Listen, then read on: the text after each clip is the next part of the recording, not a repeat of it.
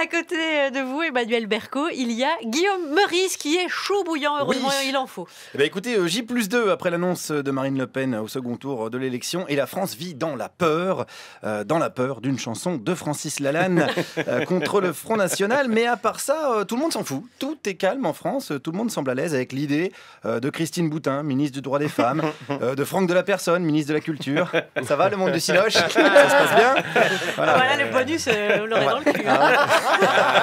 Encore moins de des bonus bonus. qu'avant, et tout le monde s'en fout. Hein. Bruno Gollnisch, président de SOS Racisme, pourquoi pas, avec pour but de protéger donc le racisme.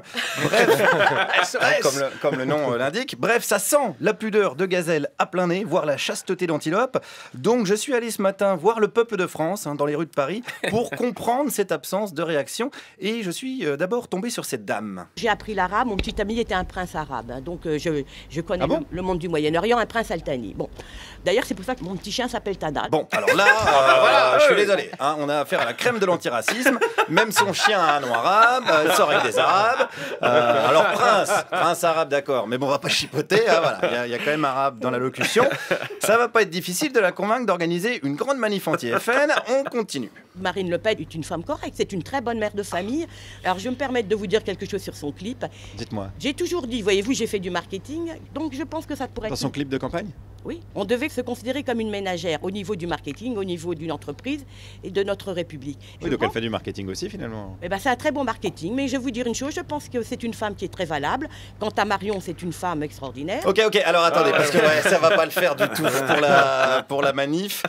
Sinon, elle va venir avec un t-shirt Louis Aili Alliot. Ça va être gênant pour tout le monde.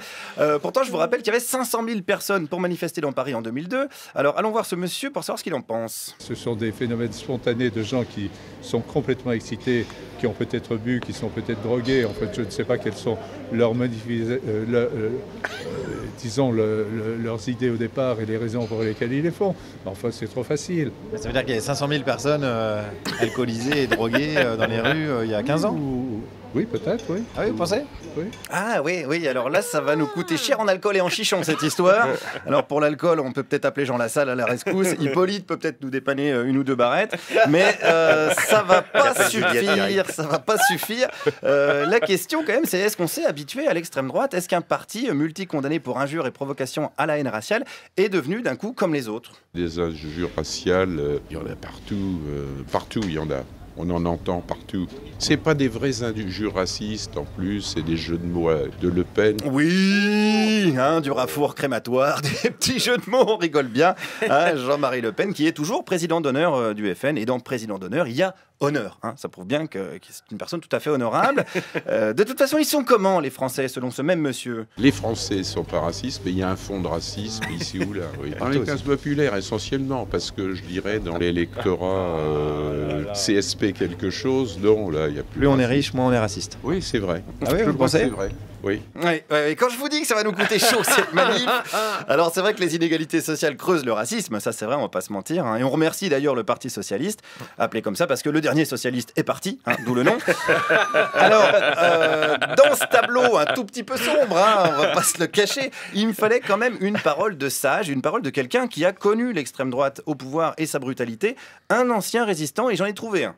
Monsieur, j'ai 93 ans.